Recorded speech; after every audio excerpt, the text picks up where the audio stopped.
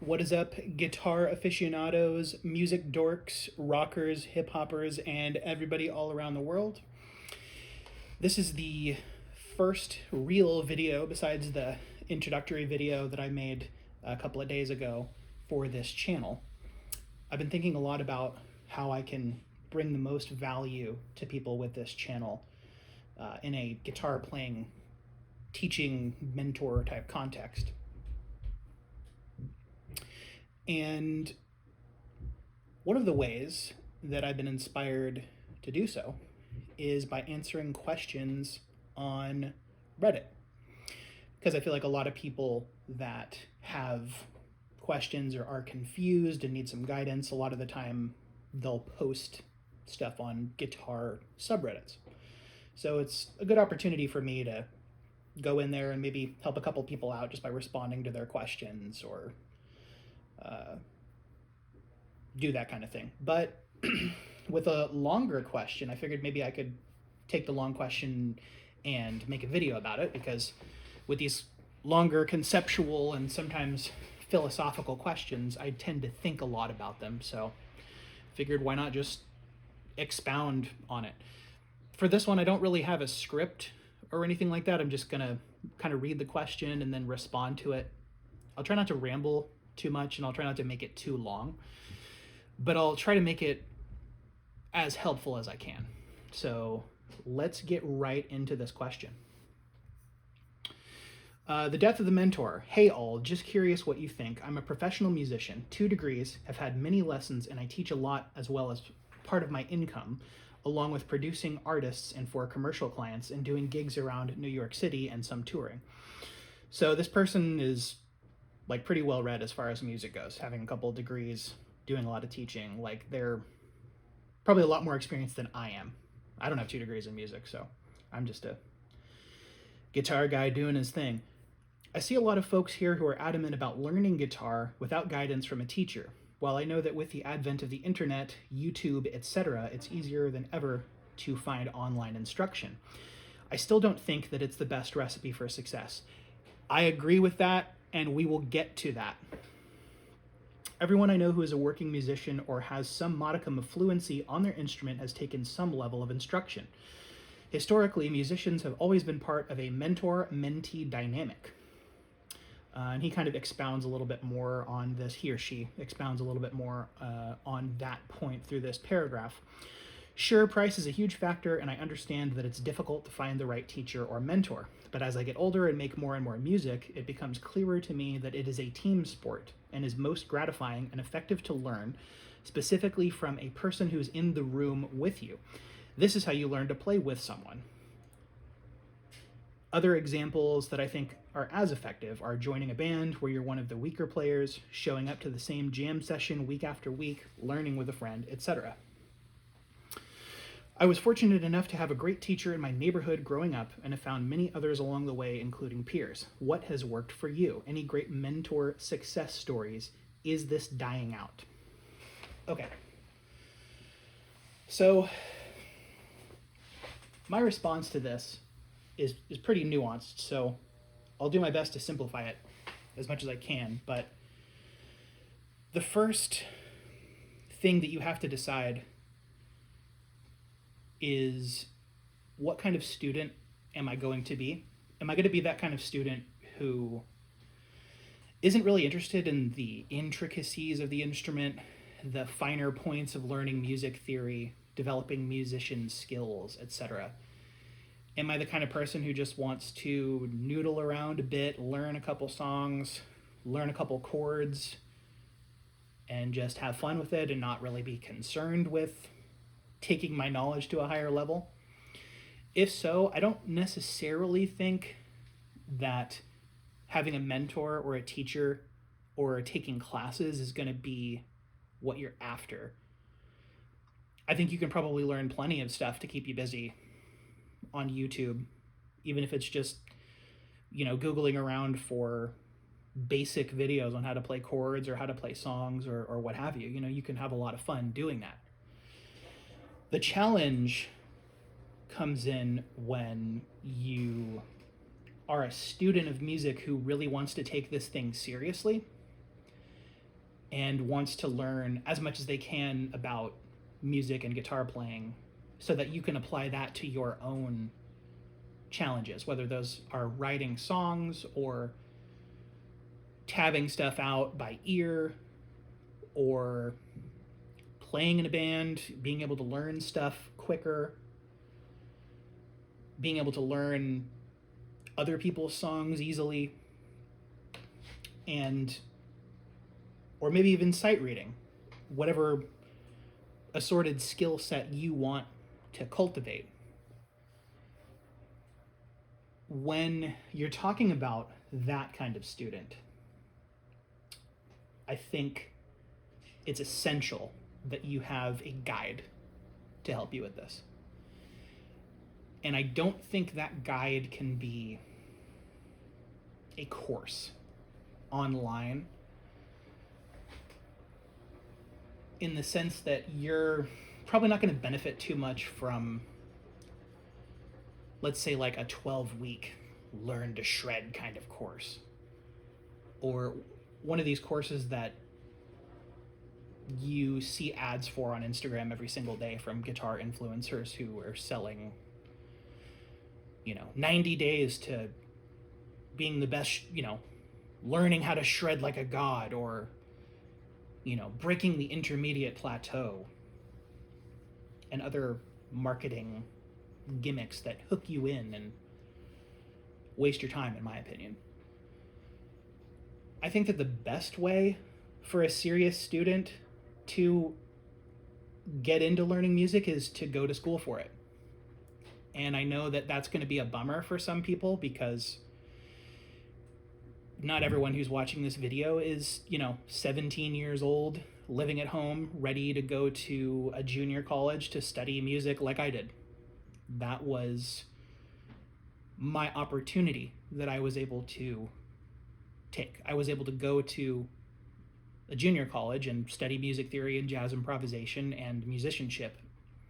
And that's how I developed the basic set of skills that I could later cultivate by taking private lessons for years with a guy who I consider my mentor and my guitar teacher. But I think that going to school for that was a really essential way of laying that foundation. And the main reason for that is that when you go through a music program, you start off with the course's fundamentals, the basic information that you need to know to move forward. And then the curriculum will build on that cumulatively. And I think it's essential to have that set out for you so that holistically the picture of these musical skills starts to make sense. What I mean is that it starts to make sense in an interrelated fashion where you see the connections between different information and different skill sets. Like when you go into a fundamental music theory class like Music 1, you learn about rhythms, you learn what notes are. When you go into first and second semester theory, which are a little bit more advanced in the music fundamentals class, they build on that. So you're learning notes, you're learning intervals, you're learning modes, scales, what chords are, and it's building the groundwork for that other information that's going to come later. Like in second semester theory, where you're learning about harmony, you're learning 4-part writing, you're learning about diatonic chord progressions, and all that. Taking a jazz improvisation class at the same time as taking a beginning music theory class, they're not going to teach you the same skills. They are interrelated, of course, but it's not the same material. So you can take a jazz improvisation class and learn about different scales you play over different chords when they appear in tunes, how to read charts. You can learn chord voicings, you can learn all kinds of scales. But if you don't have that background of that first, maybe even second semester theory, you're not really gonna understand holistically what you're doing. You'll understand a bit of it, but not how those things relate to each other. And that's kind of where I was after taking those two classes, the beginning music theory class and the musicianship, which is ear training and sight singing, and taking the jazz improvisation. That didn't really start gelling for me until like second semester theory or second semester. You know, I didn't start to really understand it holistically until I had gotten into second semester and I had taken theory, musicianship, and jazz improvisation.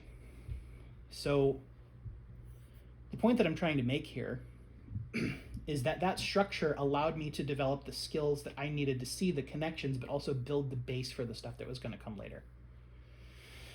And I think that school is the best way of doing that because it's all laid out for you. It has a system of skills that the school is essentially saying, here's what you need to learn to become a functional musician up to this particular level.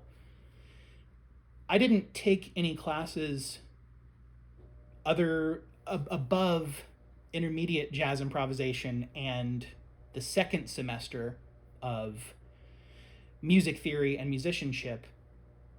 So I didn't go into the next semester, which would have been chromatic harmony, talking about tonicizations, modulations, all that kind of stuff. That came later when I decided to take lessons with a guitarist from a band that I really like. And I've been doing so for about 5 years. So I think the best way of building that foundation for yourself, if you're a serious student who really wants to evolve and master this material to the best of your ability to apply to your life, school is the best way to do it.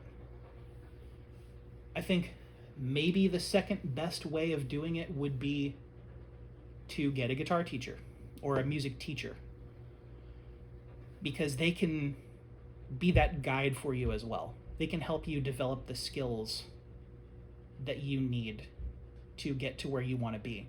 And having a guitar teacher that you see regularly, they're going to be able to tailor the material to you specifically. So right from the get-go, they're going to find out where you're at. They're going to find where your level is and then build the curriculum based on that. I don't necessarily think doing that is as efficient as taking a whole bunch of classes at once, just simply because you're only going to get so much time per week with a guitar teacher if that's all you're doing. I mean, if you're going to school for this stuff, you're going to have, I don't remember whether the classes were an hour or 90 minutes or 3 hours. I don't remember, but you're talking, 4 or 5 music classes that are all teaching you different skills, and you got a whole bunch of homework. You're taking 12, 16 units worth of music classes. You got 12, 16 hours worth of homework that you're doing every week in addition to showing up for those classes. You're going to learn stuff quickly. And I think you're going to learn it a lot more quickly than you are with a teacher. But like I said, not everybody has that opportunity. And it's a shame, because music school is awesome, especially when you find a great music school. Because not only can you get into a system like we just talked about, but you also make a whole bunch of friends in your community that you can jam with and you can help study and all that kind of thing. And that's another reason why it's the best way of doing it. I don't think, generally speaking, it's great to rely on resources like YouTube or like a one-size-fits-all kind of guitar course that you might buy online, because it's not going to give you that structure. You might get lucky and find a course that hits on exactly what you want to learn or exactly what you need to learn, but without having that structure, it can be pretty difficult to choose the correct heading for your development, and you can spend a lot of time, you can waste a lot of time and just not get where you really want to go, because you don't know what you don't know and you don't know how to find out. So that's why having a guide there, I think, is the best thing. And to kind of wrap this up, one of the points that I wanted to make in this video is that you can very easily misinform yourself when it comes to music theory. Probably on guitar concepts as well, although that seems maybe not quite as easy to misinform yourself. But I've met many guitar players over the course of my life that tried to learn all this stuff themselves, and because they didn't have that guide to show them what to learn and to correct them when they're wrong, they often fall into bad habits and don't really understand concepts either holistically, or they just have a misunderstanding of the application. Because the thing about learning music, at least for theory, is that music theory doesn't correct you when you're wrong about a concept. You might try to play something and it sounds bad, but there's no error that's going to pop up and tell you that the app that you just wrote is crashing or isn't working or you misunderstood it. It's gonna let you do basically whatever you want, because music theory itself is more descriptive than prescriptive. So mistakes aren't as obvious when you make them. So if you don't have a guide and you're learning all this stuff wrong, there's not going to be anyone around there to tell you that you're doing it wrong. And that might be half the battle right there, honestly. Having that guide, having that structure, and having that sounding board to bounce your questions and ideas off of so that you can get clarification, that's the superpower of having a mentor or having a teacher. So I feel like I've pretty much said everything that I've thought about today in this video. So I hope that this really helped you out, and I hope you get some real value out of this, because that's why I'm doing it. If you guys have any questions, post them in the comments. You can find me on my website. You guys know where to find me on Instagram. Just look up 8-String Viking. And I'm happy to answer any questions, any DMs that you guys want to do. I'm here to help. So thanks for joining me for the video, and we'll see you guys real soon. Thank you.